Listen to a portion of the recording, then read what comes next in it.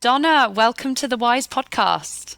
Thank you so much, Lauren. Delighted to be here. Oh, I'm so happy. We were connected actually through maybe one of my other guests. Was it Casey that connected us? Indeed, It was indeed. Good Casey. memory. It was. It feels like you and I have been chatting for long enough. I forget how it all started now. Exactly. And to the listeners, me and Donna were just chatting away at the start, and I was like, I think we need to start recording now because everything you're saying to me is exactly what I want the listeners to hear. So, We were having a little coaching sesh. Always love a absolutely. good coaching sesh. This is why I do the podcast selfishly, Donna, because I get to meet amazing people like you and try and learn and become the best leader I can. So thank you for coaching me as well in the background there. It's fun.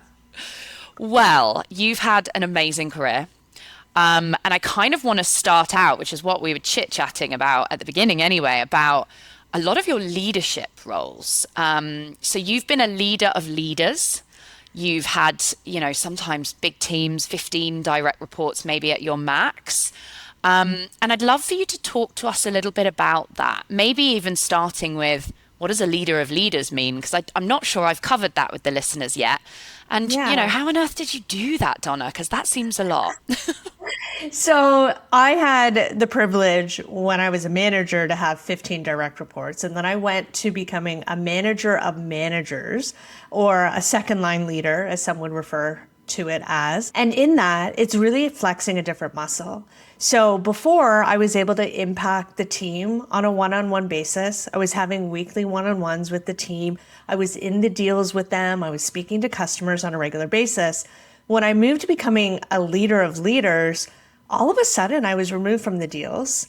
I was no longer able to completely control the team culture and dictate kind of how people would feel beyond the team because I ultimately was not that first line of leadership. And also, I would be brought into deals with very little context, often being asked to come in at the 11th hour to close that deal.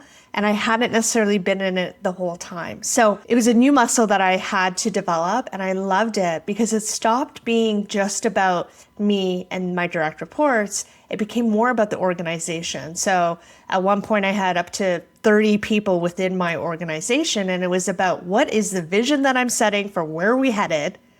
Who are the people we have on board? And what are the processes that I'm going to create in order to make everyone's life easier? And in order for us to be able to replicate the success year over year over year. And I think those three things, the purpose, the people, the process, that ultimately is what I was able to focus on when I was the leader of leaders. So I loved it. It sounds amazing. And I guess the question that comes to mind immediately after that is like, how did you carve out the time to, I call it self-develop to stay sharp? Because if I think about what you're doing with leaders versus your team, I imagine a lot of that work is how am I going to make use of this hour that I have with that person in a very dynamic coaching way? Leaders are going to have different challenges. People within, client facing are going to have different challenges. So how did you learn to continue to bring coaching and ideas and training to the one-to-ones that you were holding? First off, let's be real. There is no training that happens when you get put into leadership. You yourself know it. Typically, the high performing rep gets asked to be a leader and they're given the reins to the team and not necessarily given the guidance or the tools or the coaching they need in order to do that job. And you will feel that even more acutely as you move up the ranks because your leader now has maybe 200 people within their organization. They have even less time to spend with you. And you have to become more and more self-sufficient as you go. And another element of this is 100% time and role. You figure it out. You get on with it as you do. You become your top performing rep. You figure out how to be a great leader. However, there's another element of, to your point, self-development that you really need to take effort in focusing on. One thing for me that I've really tried to do is make sure I had peer mentors. So these were people that were 3 to 5 years ahead of me on their own journey, folks that also could relate to me on the job that I was doing, but also they were highly successful. And I really tried to focus in on identifying how they were approaching their role, how they were doing the job so that I could emulate them as much as possible. And for me, I really go back to what is the job of being a manager? And if you actually stop to think about this, when you're a leader, your value is actually not measured in your direct output. Your value is measured as the collective output of your team. Said differently, can your team of 7 or 8 or 9 people do more together under your leadership than they could if they were on their own and individually? That is the value you are bringing.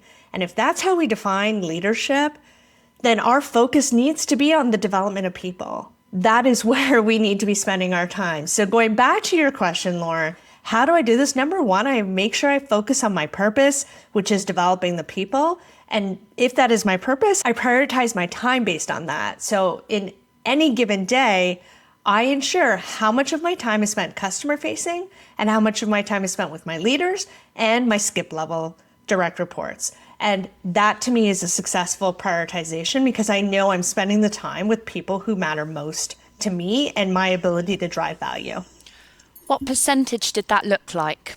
Team, client, cross department for your diary?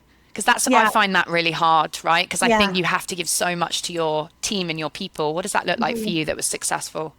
I wish I could have done more on the customer side. Honestly, I feel often we can get sucked into internal meetings, cross-functional meetings, and meetings that are just talking about the administration and the operations of the business. So if I had to break it down in terms of time, I ideally would have 30 to 40% of my time being customer facing.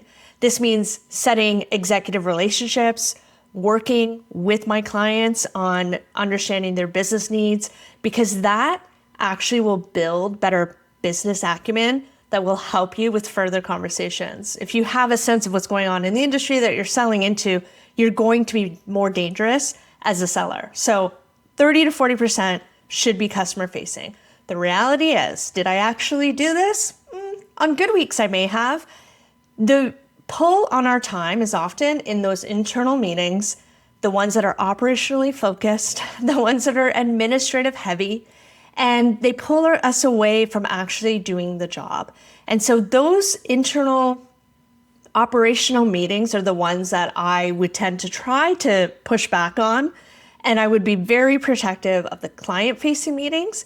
And then secondly, I would be very protective of time spent one-on-one with my team. So status meetings, one-on-ones, I never canceled those. I would absolutely reschedule them, but I was not canceling meetings. And the reason is that is your opportunity, going back to my point of what is the job of a leader, to maximize efficiency and productivity of your team. That is where I am doing my job, is in the one-on-ones. And so I was very protective of that time. And I also did skip levels. As my organization became bigger, I could not do those as frequently, but I made sure I had a one-on-one with every single person in my organization on a regular cadence. And that to me was a really good prioritization and a use of my time. I think it is such a good call out because I call it ruthless prioritization. I've actually started to color code my diary, and my internal calls are purple blocks and my client calls are orange blocks. And I know I can look at my diary today and go, there are way too many purple blocks in my diary. This is ridiculous. My one-to-ones are green. And a member of my team actually said to me last week, oh, we can move the call. Like, you seem really busy. I said, number one, you guys are the most important thing. The way I work is ruthless prioritization and time blocking. But I need you to know that my orange blocks are very important as my clients, but my green are just as important, and that's you. So please, I never want to move calls out with you. That time is sacred for us, and I want to use it to empower you and drive you forward. I will, like you, never cancel meetings, never reschedule, yes, with valid reason, but it is so important. So I wanted to actually do something a bit different. I do have a question that I often ask in my quick fire, but I'm going to ask it now, Donna. Sure. Which is, what do you think is the number one trait that you believe is most critical for a sales leader? With all those sales leaders you've managed over your time, What has been the number one thing they need to be doing? I will answer this, but I'm so curious. Why have you pulled it up? Because of your work with the leadership level, right? Yeah. Because I think leadership is really hard. And I think you nailed it when you said ICs, it tends to be successful ICs promoted into leadership with zero training. And I think with leadership comes pressure. And I think with pressure, people handle it in different ways. And I just love to get a view from you. You talk a lot about vision as well. How do you set a vision? But what do Yeah. you think is the fundamental thing that makes a successful sales leader? I'd be happy to answer this. And so the number one trait I believe is most critical for sales leaders is emotional intelligence, namely self-awareness. There's an element of self-regulation as well, because as we know, stress is a very, very big component of what we do as leaders and as salespeople. So our ability to be even keel, to be calm under fire, to maintain that level of consistency so that when our team members call us, they don't need to worry that they caught me on a bad day. They know that I will be the same Donna. They know that I'll be the same Donna no matter what when they phone me, even if I just lost a big deal or not. And I think that self-regulation element is something that you need to be very aware of, because there's moments where it's hard, but it's just so important. But going back to self-awareness is one of those traits where 90% of us consider ourselves to be self-aware, but research shows only about 10 to 15% of us are actually self-aware. It's like that idea that the analogy that I like to use is when you're driving on the road and you consider yourself a good driver, but all around you, there's these bad drivers out there, but nobody actually thinks they're a bad driver. So who the heck are the bad drivers if all of us are good drivers? So I think self-awareness as a leader is incredibly difficult. And the tactic that I use for self-awareness is really taking the third eye. And what I mean by that is taking that outside perspective on how would someone, a fly on the wall, or someone looking into this conversation between me and Lauren, evaluate me in terms of how am I feeling? How am I reacting? What is the vibe that I'm giving off in this interaction? And having that ability to take yourself out of a situation and give yourself that third eye is a very powerful tool. And you can do this in the moment. You can do it upon reflection afterwards when you think about a conversation you had, or it can be when you're listening to a recording.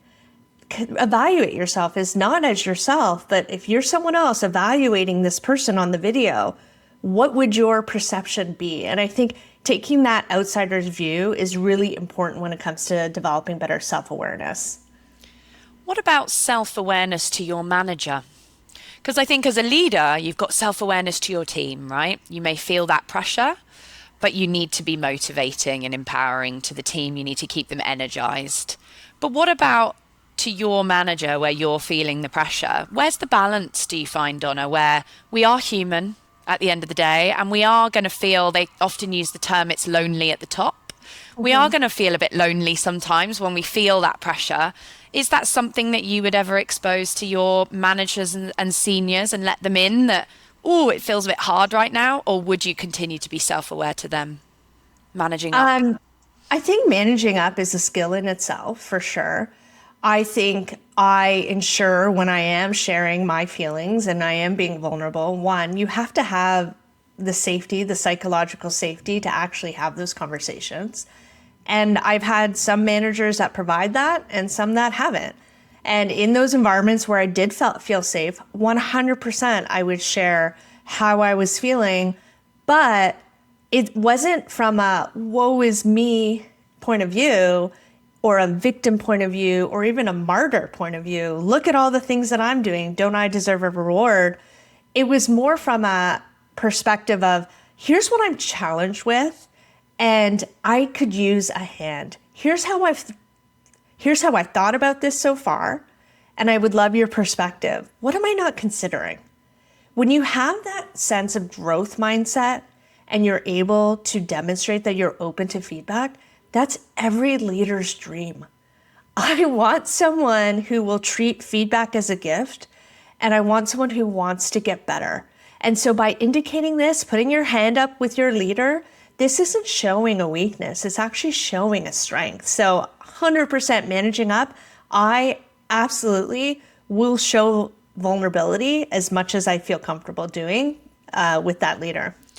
And it's really hard because, especially if you've been an IC where you're successful, I think managing up the good stuff is really easy.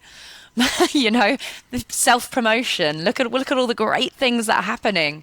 Managing up the harder stuff, it is difficult, but it's an area that I used to get quite defensive on. I'd be like, no, no, because I'm so passionate about what I do and I give my heart into everything. I used to get defensive when things weren't quite going my way. But actually, what I've learned now is it's far better to own it, talk through what you're doing, and as you rightly say, Donna, ask questions of them. How have you Yeah. handled it?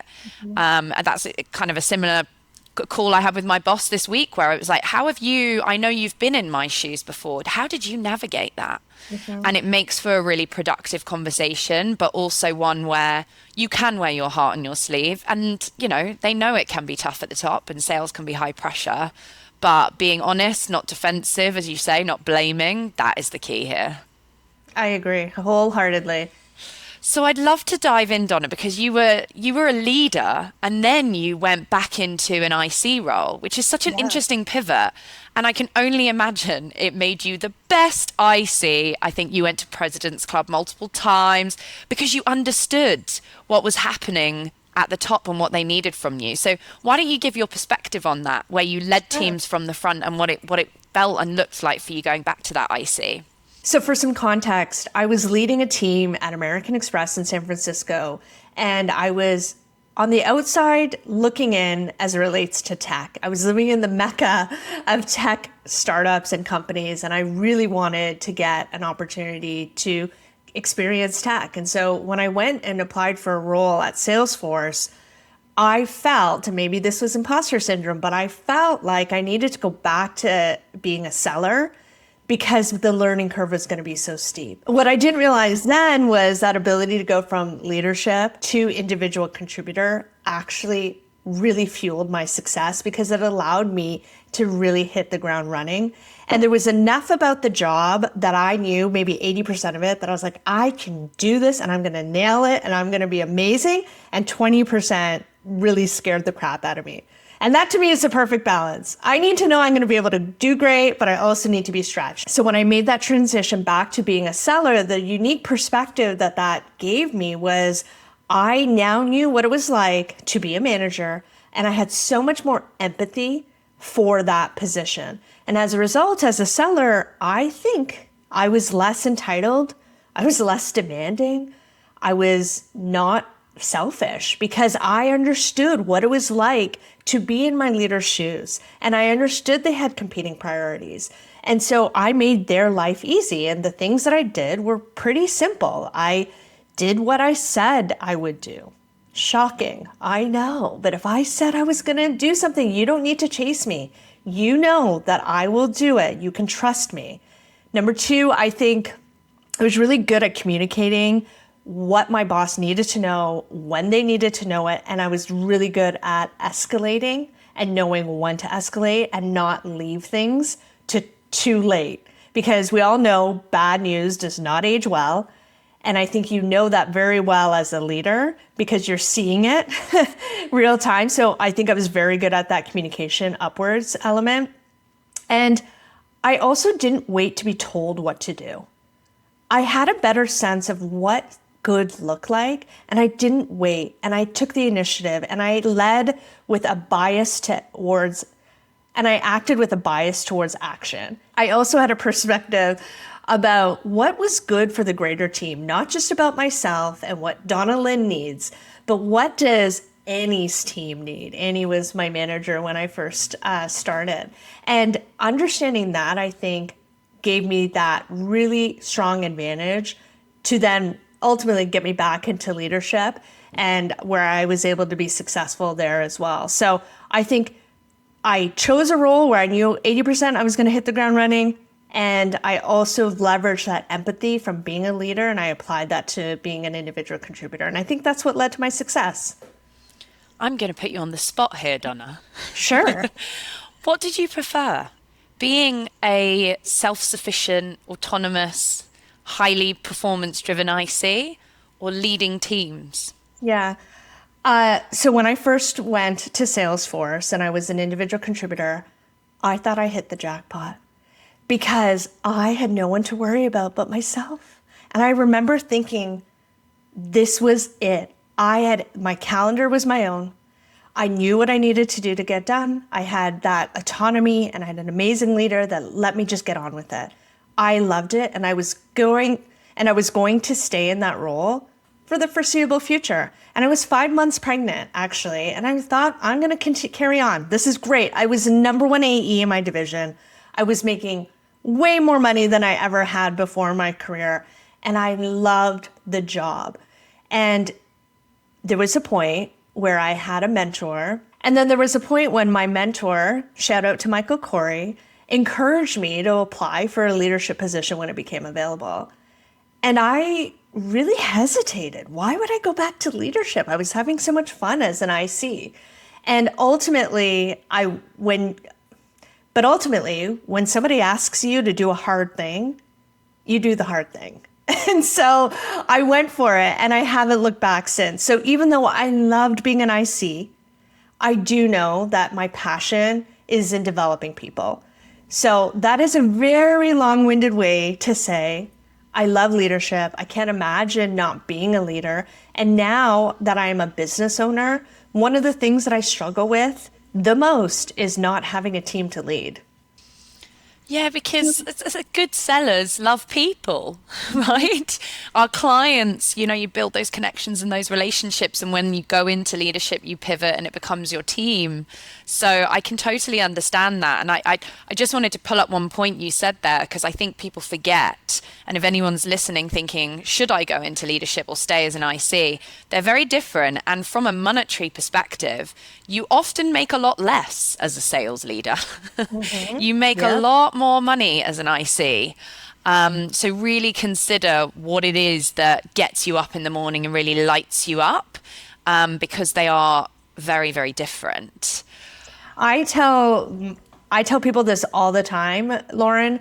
Do not go into leadership because of the title, because of ego, because of access, or because of money, because those things are just not true. I think the only reason someone should go into leadership is if they get energy and get joy from developing others and seeing other people win and seeing their team flourish. It's like becoming a parent in that regard. Your joy comes from seeing your child take their first steps, shoot the winning goal in the hockey game, or whatever that milestone is. That is what brings you joy. Such a good analogy. I'm going to use that. My little chickens, my little kids at work, Yeah. watching them thrive. Because I love that. I really do. I love the empowerment piece, the coaching, the mentoring.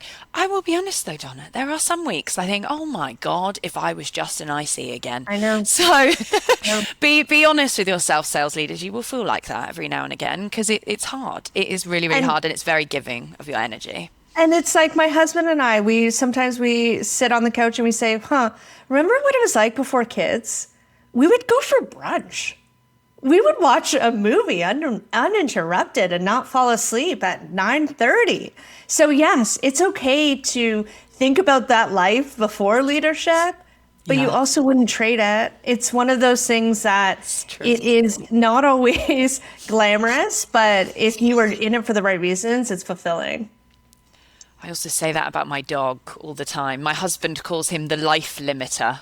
That's his nickname, but we couldn't imagine life without him. But he definitely limits our life when we want to go and work in Spain for 2 weeks. And we think, well, what the hell are we going to do with the dog? Anyways, last question, Donna, is you've been so successful, right, in your career, leaders of leaders, you love that, successful IC. And then you were like, I'm going to start my own business. Yeah. So talk to us about that. You mentioned to me that kind of desire for something more independent and you've wore your heart on your sleeve there. There's probably things that are hard about it as well. But what led you to that transition? How are you finding it now? How's the business going? Yeah, so 3 years ago, I was laid off from Salesforce, and it was a shock, to say the least. I thought I was going to retire from that company. And so it really gave me an opportunity to reflect and figure out, what do I actually want for the next chapter of my career? And one of the things that was and there was one moment where I actually went back to corporate and I took a job leading a team at Cisco, another big technology company. And it was Mother's Day and I was with my son. And Mother's Day is actually in two days. So this was actually about 2 years ago this weekend. And I wanted to go for a walk by myself on Mother's Day. But my son, he said to me, "Can I come with you?" And I begrudgingly said, "Yes, okay, I guess so." And we took a walk, and at the end, I gave him ice cream. I bought him ice cream when we were sitting on the bench, and I said to him, "You're happy, aren't you?" And he said, "Yeah." I said, "Because you got ice cream?" And he said, "No, because I got to spend time with you." And it just stopped me in my Oh, stop. That's just my heart. right? Like, what am I? So it stopped me in my tracks because it gave me a perspective and made me realize that there is a very limited time that my children will consider me to be the center of their world. And since I've left corporate, I decided after that conversation, I think I want to focus on a role that allows me more flexibility. But since I have left corporate, the number of women and parents who have come to me and said, "Wow, I wish I could have more flexibility and do what you're doing." It is not all roses. It is difficult because I did not build my business when I was working.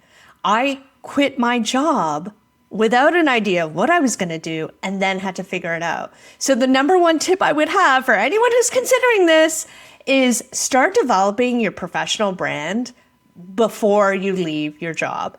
Because an, because an event like a layoff is shocking. And the one thing that your employer does not own is your professional brand. And so in a day, you could lose your title, but you don't have to lose your brand. And I wish I had done more to develop that when I was in my day job. This could have been things like speaking at conferences, being a guest on a podcast, using other people's channels to figure out and develop my own voice and my own point of view. I think that exercise really is important before you go off and do your own thing. And for me, developing content, writing, having my own podcast, shout out Sales Squad Pod, that has helped me develop my point of view. And so now I've started a business where I focus on training and coaching of sales leaders. And I really focus on customer facing teams and on two key skills. Number one, how to coach your team. And number two, how to communicate effectively. And so I really am trying to help leaders become the kind of managers that people actually want to work for. And a lot of people don't have the opportunity to get this kind of training. And so it's really very fulfilling.